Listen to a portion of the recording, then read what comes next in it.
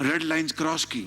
اور میں یہ بات کئی مرتبہ کہہ چکا ہوں کہ IMF کے پروگرام کے لیے آپ یقین کر لیں کہ میں آپ لوگ یہ minister of finance, deputy prime minister, minister defence, planning minister اور درجہ بدرجہ ہمارے سیکرٹریز, آپ سب نے دن رات محنت کی ہے.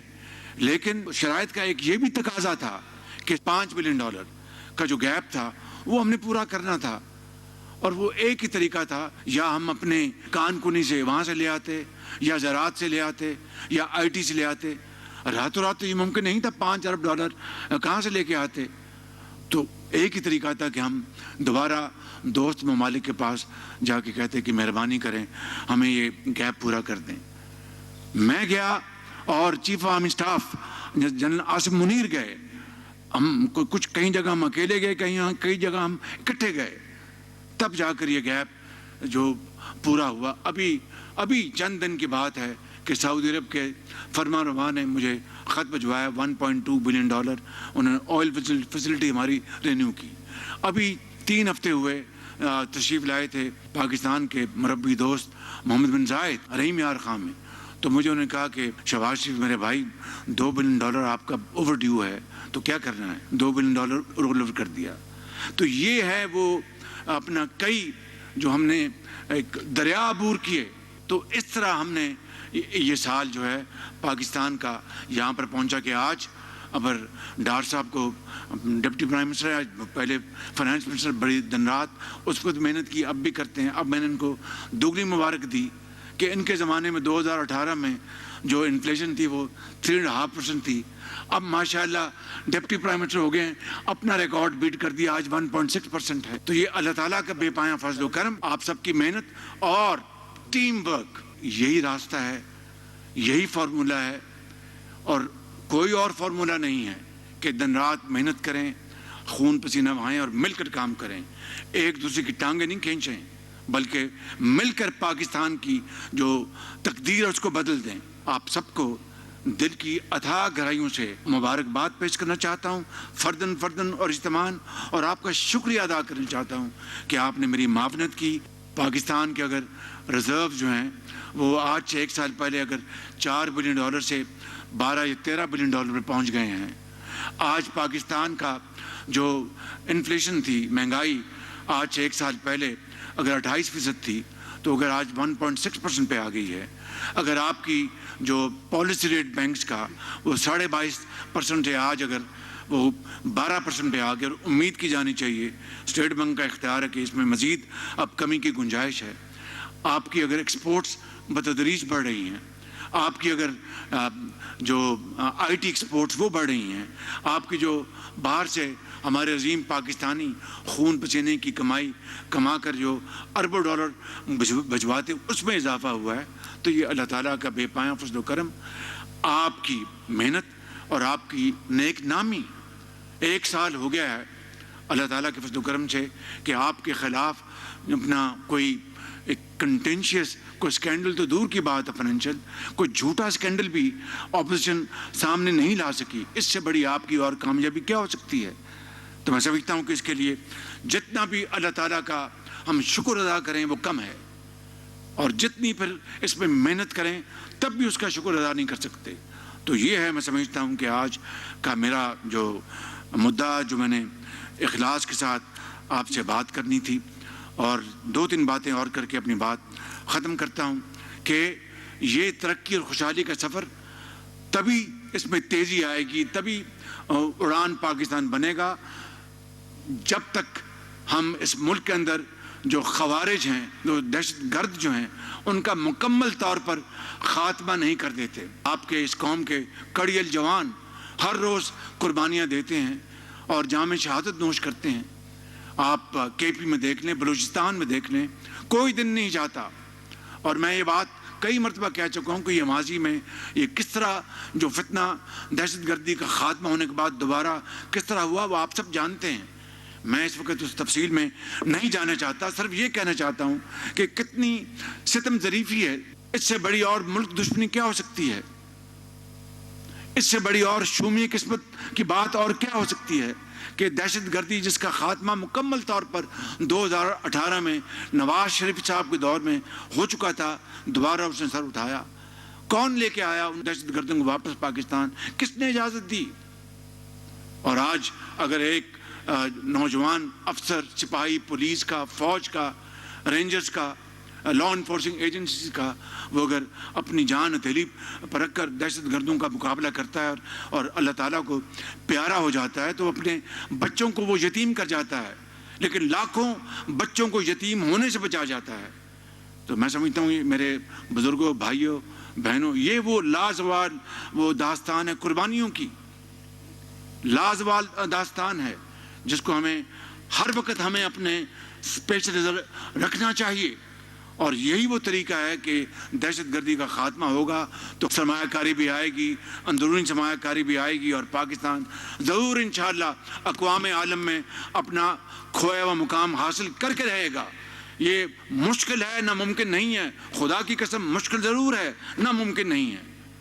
اس کے لیے صرف ایک ہی فارمولہ ہے کہ ہم دن رات محنت کریں، قرضوں سے آہستہ آہستہ جان چھڑائیں اور اپنی دولت پیدا کریں، اور سرمایہ کار پاکستان کے ان کو لے کے آئیں۔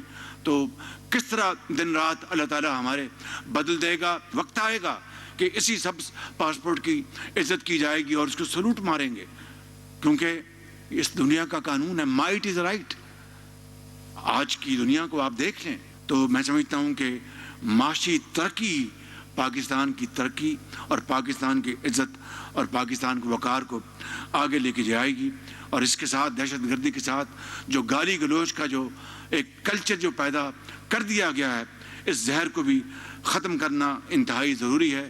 اس کے لیے وقت لگے گا، لیکن انشاءاللہ میاں محمد نواز شریف کی قیادت میں جس طرح 2018 میں انہوں نے پاکستان کو ایک ابھرتی ہوئی معیشت بنا دیا تھا، پاکستان کو دوبارہ انہیں کی قیادت میں انشاءاللہ ہم اللہ کے فضل و کرم سے عظیم بنیں گے۔ ہمارا جو سارا نظام اس کو ڈیجیٹائز کیا جا رہا ہے۔ خود آپ کی جو گورننس ہے، کیبنٹ کی جو وزراء ہیں، آپ کی اپنی جو ساری خط و کتابت ہے، it's now through e governance. FBR میں ہم مکمل طور پر اس کو ڈیجیٹائز کر رہے ہیں، دن رات اس میں کام ہو رہا ہے۔ اسی طریقے سے جو کرپشن کے میں کمی لانے کے لیے دن رات اس کے اوپر آپ سب ہم مل کر کام کر رہے ہیں۔ صنعت کاروں کو ہم خود میں مل رہا ہوں کہ آئیں، آگے پاکستان میں اپنے ملک میں سرمایہ کاری کریں، اور ایز آف بزنس کے لیے ہمیں پوری طرح ان کی مدد کرنی چاہیے۔ ہمیں اگر ملک کو کھڑا کرنا ہے اپنے پاؤں پہ تو بہانے نہیں چلیں گے، نہ جادو نہ ٹونے، صرف محنت محنت اور محنت، اور اس کے علاوہ اور کوئی کام نہیں ہوگا۔ اسی طرح IT میں بے پناہ ہم ترقی کر سکتے ہیں، IT میں، AI میں، اور 9 مئی کے حملوں کے حصے دار ہم نہیں، ہم 28 مئی کے علمبردار ہیں نواز شریف کی قیادت میں، جنہوں نے پاکستان کو عالمی ایک ایٹمی طاقت بنایا، اور آج الحمدللہ چائنا کے ساتھ پاکستان کی پارٹنرشپ ہو رہی ہے، اور پہلا ایسٹروناٹ پاکستانی وہ خلا میں جائے گا، اور انشاءاللہ پاکستان کو عزت ملے گی۔ لمبا سفر ہے، کٹھن سفر ہے، بہت مشکلات ہیں، لیکن گھبرانے کی اور پریشان ہونے کی کوئی بات نہیں۔ عدالتوں میں 4000 ارب روپے کے جو کیسز محصولات کے جو عدالتوں میں، ٹریبیونلز میں، ہائی کورٹس میں، سپریم کورٹ میں جو پڑے ہوئے ہیں، سالہ سال سے اسٹے آرڈرز ملے ہوئے، اس کے اوپر بڑی تیزی سے کام جاری ہے۔